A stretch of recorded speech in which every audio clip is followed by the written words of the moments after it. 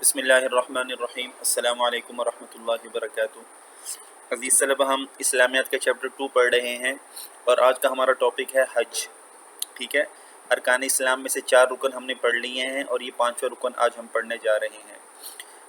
ارکان اسلام میں حج کی اہمیت کا اندازہ قرآن مجید کی اس آیت مبارکہ سے بخوبی ہوتا ہے۔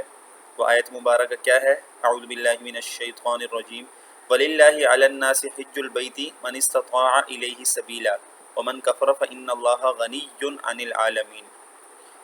اور اللہ کا حق ہے لوگوں پر، وَلِلَّهِ اور اللہ کا حق ہے عَلَى النَّاسِ لوگوں پر، حِجُّ الْبَيْتِ مَنِ اسْتَطَاعَ إِلَيْهِ سَبِيلًا حج کرنا اس گھر کا جو شخص قدرت رکھتا ہو اس کی طرف راہ چلنے کی۔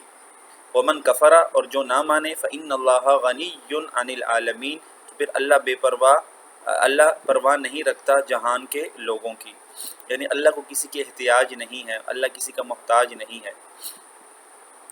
مراد یہ ہے کہ یہ جامع عبادت یعنی یہ مکمل عبادت اللہ تعالیٰ کی خاطر فرض کی گئی ہے۔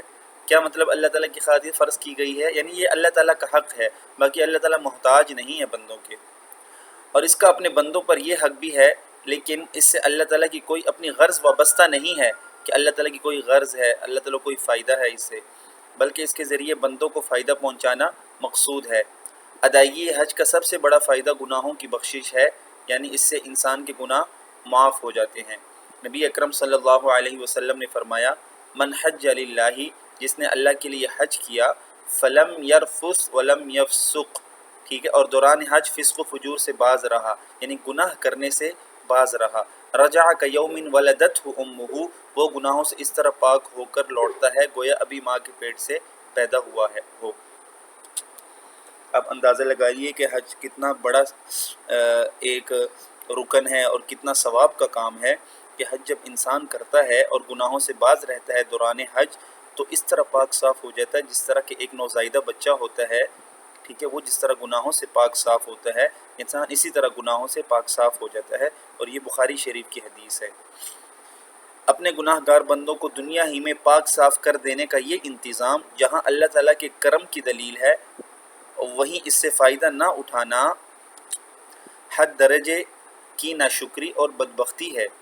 ٹھیک ہے، ظاہر ہے کہ اتنا بڑا فائدہ ہو رہا ہے اور پھر بھی اس سے فائدہ نہ اٹھانا یہ تو ناشکری ہے اور بدبختی کی دلیل ہے۔ حضرت محمد صلی اللہ علیہ وسلم کا ارشاد ہے، من لم یمنعہ حاجت ظاہرۃ او سلطان جائر او مرض حابس فلم یحج فلیمت ان شاء یہودیا او ان شاء نصرانیا۔ ٹھیک ہے، ترجمہ اس حدیث کا کیا ہے؟ جس صاحب استطاعت یعنی جس کو استطاعت تھی حج کرنے کی، جس صاحب استطاعت شخص کو نہ کوئی ظاہری ضرورت حج سے روک رہی ہو، یہ پہلا سبب ہو گیا حج سے رکنے کا، یعنی کوئی ضرورت نہیں ہے جس کی وجہ سے وہ حج سے رک رہا ہے۔ نمبر 2، نہ کوئی ظالم بادشاہ اس کے راہ میں حائل ہو، یعنی رکاوٹ بن رہا ہو، دوسری صورت ہو گئی۔ تیسری صورت، اور نہ کوئی روکنے والی بیماری اسے لاحق ہو، اور چوتھی صورت، ٹھیک ہے، بس یہ تین صورتیں اس حدیث میں ذکر ہیں، اور پھر بھی وہ حج کیے بغیر مر جائے، یعنی ان تینوں میں سے کوئی ایک چیز بھی نہیں تھی، کوئی ایک رکاوٹ بھی نہیں تھی، اور وہ حج کیے بغیر مر جائے تو وہ ایک مسلمان کی نہیں کسی یہودی یا نصرانی کی موت مرے گا۔ حدیث کا مطلب تو یہ ہے، حدیث کا ترجمہ فلیمت ان شاء یہودیا، وہ مرے چاہے تو یہودی ہو کر مرے یا نصرانی ہو کر مرے، یعنی اتنی سخت دھمکی آئی ہے۔ ٹھیک ہے، تو اس سے معلوم ہوا کہ جب انسان کو حج کی استطاعت ہو، ٹھیک ہے، تو ضرور انسان کو اس کے اپلائی کرنا چاہیے اور اس میں دیر نہیں کرنی چاہیے، یہ نہیں سوچنا چاہیے کہ ابھی تو زندگی پڑی ہے پھر کسی اور سال کر لوں گا۔ جی، اگلی ہیڈنگ ہے جامعیت۔ ٹھیک ہے، یعنی حج جو ہے ایک مکمل عبادت ہے، اس کے اندر اور بہت ساری عبادات آ جاتی ہیں۔ حج جیسی عبادت میں باقی تمام عبادات کی روح شامل ہے۔ ٹھیک ہے، حج کے لیے روانگی سے واپسی تک دوران سفر نماز کے ذریعے قرب خداوندی میسر ہوتا ہے۔ ظاہر ہے جب ہم حج کے لیے جاتے ہیں تو دن میں 5 وقت کی نماز بھی پڑھتے ہیں، تو اس سے بھی اللہ تعالیٰ کا قرب حاصل ہوتا ہے۔ پھر حج کے لیے مال خرچ کرنا زکوٰۃ سے مشابہت رکھتا ہے، حج کے لیے ہم مال بھی خرچ کرتے ہیں، لاکھوں روپے خرچ کرتے ہیں، تو یہ گویا کہ جیسے زکوٰۃ دے رہے ہیں اللہ کی راہ میں، حج بھی کیا ہے؟ اللہ کی راہ میں ہم مال خرچ کر رہے ہوتے ہیں۔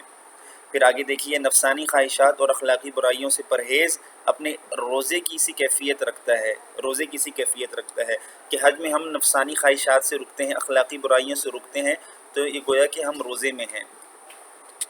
جیسے روزے میں انسان نفسانی خواہشات سے رکتا ہے اور اخلاقی برائیوں سے رکتا ہے، اس طرح حج میں بھی رکتا ہے، تو روزے کی کیفیت بھی آ جاتی ہے حج میں۔ پھر گھر سے دوری اور سفر کی صعوبت یعنی مشقت، ٹھیک ہے، تکلیف میں جہاد کا رنگ ہے کہ جہاد میں انسان گھر سے دور ہوتا ہے اور سفر کی مشقت ہوتی ہے، تو حج میں بھی یہ ہے۔ اب تو حج بہت آسان ہو گیا ہے، پہلے جب لوگ جاتے تھے بحری جہاز میں مہینوں لگ جایا کرتے تھے اور تب بہت مشکل پیش آتی تھی۔ ام المؤمنین حضرت عائشہ صدیقہ رضی اللہ تعالی عنہا سے روایت ہے کہ رسول اکرم صلی اللہ علیہ وسلم نے فرمایا سب سے افضل جہاد حج مبرور ہے، مبرور سے مراد مقبول ہے، یعنی حج مبرور کو سب سے افضل جہاد قرار دیا گیا۔ آپ صلی اللہ علیہ وسلم کے اسی ارشاد گرامی کے پیش نظر حضرت عمر رضی اللہ تعالی عنہ فرمایا کرتے تھے حج کا سامان تیار رکھو کہ یہ بھی ایک جہاد ہے، ٹھیک ہے۔ بہرحال آج کے لیے اتنا کافی ہے، آگے انشاءاللہ اگلے لیکچر میں پڑھیں گے، تب تک کے لیے اجازت دیجیے۔ السلام علیکم ورحمۃ اللہ۔